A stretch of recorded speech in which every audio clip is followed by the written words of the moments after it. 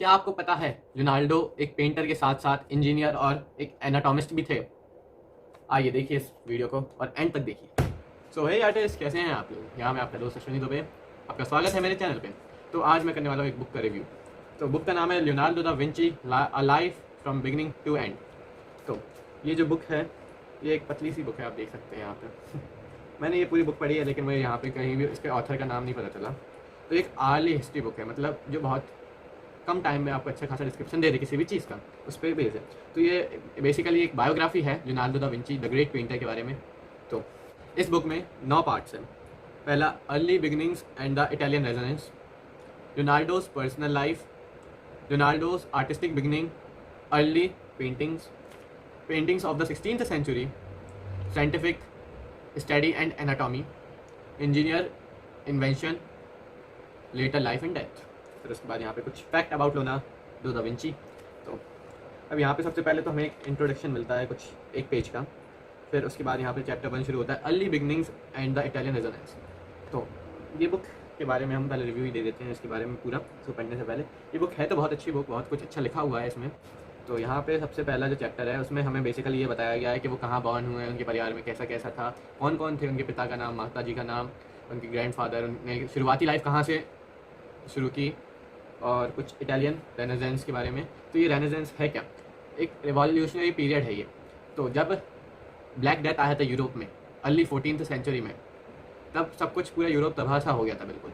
तो उस यूरोप को जब ब्लैक डेथ ख़त्म हुआ यूरोप से, जब यूरोप फ्री हो गया ब्लैक डेथ से, तब जो मिडिल 14th सेंचुरी की मिडिल में जब एक गोल्डन एरा आया, जब एक रीबर्थ हुआ यूरोप का, तो उस टाइम को इटालियन में उस टाइम को कहा गया इटालियन रेनेजेंस।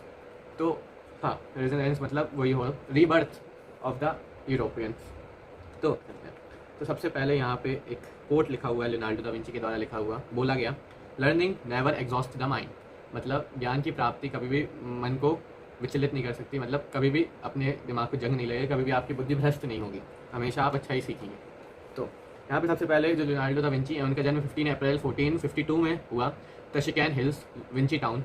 तो उनकी जो माँ थी उनका नाम कैटरीन था, वो एक फार्मर की बेटी थी। उनके जो पिता थे वो बहुत ही अमीर मर्चेंट थे। उनके पिताजी का नाम है पैरो फ्रोसियोनो दी एंटोनियो दा विंची। तो वैसे देखा जाए तो लियोनार्डो का कोई भी लास्ट नेम नहीं है, कोई भी सन नेम नहीं है, उन्हें उनके होम टाउन से ही जाना चाह रहा है जहाँ पे वो जन्म हुए, विंची टाउन में, टशिकैन हिल्स के। तो हाँ, लियोनार्डो दा विंची। तो उनका जो पूरा नाम है लियोनार्डो दा विंची का, वो है लियोनार्डो दी सर पैरो दा विंची। तो यहाँ पे अब हम बात करते हैं इनके आगे की ज़िंदगी के बारे में। तो यहाँ पे जो लियोनार्डो के पिताजी थे, उनने लियोनार्डो की माताजी कैटरीन से शादी नहीं की थी, कैटरीना, तो उनसे शादी नहीं की थी उनने। तो उनने उनसे शादी नहीं की थी। लियोनार्डो पहले अपने 5 साल अपनी माताजी के साथ रहे हैं, जिस जगह का नाम था एंचियोनो, जहाँ पे उनकी माताजी का घर था। फिर उनने 1457 से वो अपने फादर, ग्रैंड पेरेंट्स और उनके अंकल के साथ विंची टाउन चले गए थे। लियोनार्डो के जो फादर थे उन्होंने बहुत सारी शादियाँ की, उनके 12 ब्रदर एंड सिस्टर्स थे। वो अपने भाई बहनों के साथ ज़्यादा बातचीत नहीं करते थे, बहुत कम ही उनका ऐसा कांटेक्ट रहता था अपने भाई बहनों के साथ। और जो लियोनार्डो के पिताजी थे उनने वैसे ही अच्छे से रखा हुआ था लियोनार्डो को, अपना सगा बेटा मान के। तो लियोनार्डो ने एक एजुकेशन रिसीव की है। उनने basic Latin, mathematics and geography पढ़ी हैं। लियोनार्डो बिल्कुल भी प्रॉपर टाइप स्टूडेंट नहीं थे, वो बहुत ज़्यादा ध्यान नहीं लगाते थे क्लास में। वो क्लास में टेंशन नहीं रहता था उनका क्लास पे, वो दूसरी चीज़ों के बारे में सोचते रहते थे। तो जब लियोनार्डो बॉर्न हुए उस टाइम से शुरुआत हुई है इटालियन रेनेजेंस की। तो जब 14, 15 और 16 सेंचुरी का ही वो वक्त था जब जो कल्चरल चीज़ें थी वो बहुत आगे आ रही थी, लोग कल्चर को ज़्यादा महत्व दे रहे थे उस टाइम पे। तो वही जो मैंने अभी आपको बताया, रिवॉल्यूशन और ब्लैक डेथ के बाद का जो गोल्डन एरा आया, रिबर्थ ऑफ यूरोप। तो जो लियोनार्डो थे वो बहुत ही ज़्यादा इन्फ्लुएंस करते थे सब लोगों को अपनी थिंकिंग से, वो बहुत अलग तरीके का सोचते थे। तो उस टाइम में रेनेजेंस बहुत ही ज़्यादा चल रहा था, और वो ज़्यादातर चल रहा था सेंट्रल इटली में। उस जगह को कहते हैं टशिकनी कहते थे। तो वो जो सिटी थी वो फ्लोरेंस के पास ही थी। तो वहीं से शुरू हुआ रिबर्थ ऑफ यूरोप, मतलब इटालियन रेनेजेंस। तो वहाँ पे उस टाइम तक बहुत सारे स्कल्पचर्स, आर्टिस्ट बहुत उभर के आ रहे थे, माइकल एंजेलो जैसे, रफेल जैसे, ऐसे बहुत सारे आर्टिस्ट आ रहे थे। 1464 में लियोनार्डो की जो स्टेप मदर थी जिनका नाम था अम्ब्रेया अल्बिया, तो वो एक बच्चे को जन्म देते देते बच्चे के साथ ख़त्म हो गई। तो उस time with in a year, 1 साल के अंदर अंदर उनके जो फादर थे पेरो, उन्हें एक और शादी कर ली थे, 14 तक के आसपास थे। तो जो उनकी जो स्टेप मदर थी जिनका नाम एल्बिया था, जो उनकी मृत्यु हो गई थी, उन्होंने भी अपने बेटे जैसे ही माना लियोनार्डो को।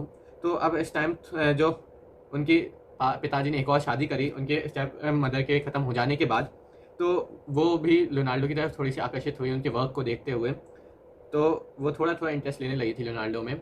तो इस टाइम तक लियोनार्डो के ग्रैंडफादर भी ख़त्म हो चुके थे। तो जो पैरो थे, जो उनके पिताजी थे, उनने कुछ उनका अटेंशन लियोनार्डो पे गया।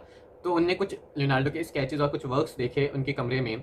तो वो ये देख के बहुत ही इंप्रेस हुए उनसे। फिर वो अपने साथ लियोनार्डो और उनके कुछ स्केचेस को लेकर वो वेरोचियाओ को पास ले गए। वो एक वेरोचियाओ बहुत ही फेमस आर्टिस्ट थे उस टाइम के, इटली के।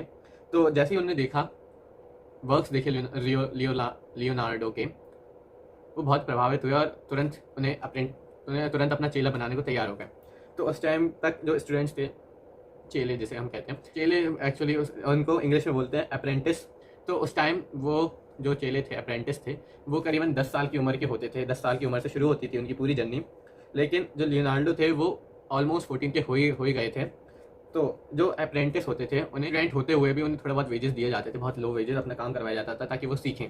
तो वहाँ पे उस टाइम तक अप्रेंटिस को, जो इनका स्टूडियो था, वीरोचियाओ का जो स्टूडियो था, जो उनके अप्रेंटिस थे उन्हें वो स्टूडियो साफ़ रखना पड़ता था रोज़। उसमें साफ़ सफाई, झाड़ू वगैरह लगानी पड़ती थी।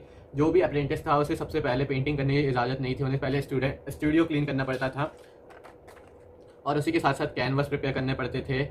और अपना जो उनका पेंट था जिसको हम टेम्परा कहते हैं, वो बहुत ट्रेडिशनल पेंट होता है, एक एग योक से बनता है वो पेंट, उसे भी बनाना पड़ता था कभी कभी। और इसी के साथ साथ उन्हें पेंट ब्रशेस भी बनाने पड़ते थे एनिमल के हेयर्स को निकालते वुडन स्टिक्स में लगाना पड़ता था। और उन्हें वर्कशॉप पे बहुत सारी नई नई चीज़ें भी सिखाई जाती थी, वो भी मास्टर आर्टिस्ट टेक्निक से। तो वो ज़्यादातर वहाँ पे स्केचिंग, ट्रेसिंग, आर्टवर्क को ट्रेस करना बिफोर पेंटिंग के पहले आर्टवर्क को ट्रेस करना और स्कल्पचर बनाने जैसी चीज़ें सिखाई जाती थी। मॉडलिंग के क्ले से स्कल्पचर बनाना और ऐसी बहुत सारी चीज़ें सिखाई जाती थी। जब तक लियोनार्डो 20 साल के हुए तब तक उन्हें guide of painters in Florence में जगह मिल चुकी थी। एक तरह का कमेटी होती है, मास्टर आर्टिस्ट की कमेटी होती है, तो मास्टर पेंटर्स की कमेटी होती है, तो उसमें जगह मिल गई थी उन्हें। और जैसे कि आपको पता है कि जो कैटरीना थी, जो उनकी माँ थी, और उनके पिताजी की शादी नहीं हुई थी, तो इन्हें थोड़ा वैसा टाइप का लड़का माना जाता था। तो जो उनका मतलब देखा जाए तो असलियत में कोई भी बाप नहीं था, मतलब कोई भी पिताजी नहीं थे उनके, ना उनका कोई सरनेम था। तो उन्हें ऐसा माना, उन्हें बहुत सारी लैक ऑफ अपॉर्चुनिटीज़ भी हुई अपने बचपन में। लेकिन फिर बाद में थोड़ा थोड़ा चीज़ें ठीक होने लगी। उस टाइम तक कुछ ऐसा था कि लोगों में बहुत जेलसी थी, लोग बहुत जलते थे दूसरे लोगों से। अगर किसी को भी ज़्यादा ऊंचा जाते हुए देखा, उन्हें बहुत तेज़ी से ग्रो कर रहा है मान लो कोई भी, तो उसे हैंग कर दिया जाता था पब्लिकली, सब लोगों के सामने उसे फंदा लगा दिया जाता था फांसी का। तो ये लियोनार्डो को पता था, तो ये मिलान चले गए। तो यहाँ पे ये जब मिलान गए तब वहाँ पे इनने काम किया वहाँ के ड्यूक के लिए, राजा जैसे हम कह सकते हैं, तो ड्यूक के लिए काम किया। ड्यूक भी इनसे बहुत ज़्यादा इंप्रेस हुआ। तो क्या आप लोगों को पता है लियोनार्डो एक इंजीनियर, एक डॉक्टर भी थे? जी हाँ, लियोनार्डो ने कई सारी मशीन्स डिज़ाइन की हैं, बहुत अच्छी एनाटॉमिकल स्टडीज़ की हैं उनने। तो जो उनने सबसे पहले अपनी इंजीनियरिंग का करिश्मा मिलान के ड्यूक को दिखाया। उनने एक नाइट बनाया मैकेनिकल, जो अपने आप चलता। उनने बहुत सारे और भी वॉर मशीन्स बनाए, बहुत सारे हथियार बनाए उनके लिए। तो जो व्यूशियो था, उनके नाम का मतलब था ट्रू आई, सच्ची आँख। तो यही था व्यूशियो के नाम का मतलब। तो बस आज के लिए इतना ही। अब मिलेंगे किसी और पार्ट में और वहाँ बात करेंगे लियोनार्डो दा विंची की आगे की ज़िंदगी के बारे में। तो इस पार्ट में मैंने बेसिकली एक रिव्यू दिया है इस बुक का, Leonardo da Vinci, a life from beginning to end. तो बस आज के लिए इतना ही। आशा करता हूँ कि आपको बहुत अच्छा लगा हो ये वीडियो, आपको बायोग्राफी जान के अच्छा लगा हो शुरुआती लियोनार्डो दा विंची की। तो इसका आगे भी पार्ट आएगा, तो बने रहिए हमारे चैनल के साथ और सब्सक्राइब जरूर कर दीजिएगा। अगर आपको ये वीडियो अच्छा लगा हो तो इसे लाइक कीजिएगा। धन्यवाद।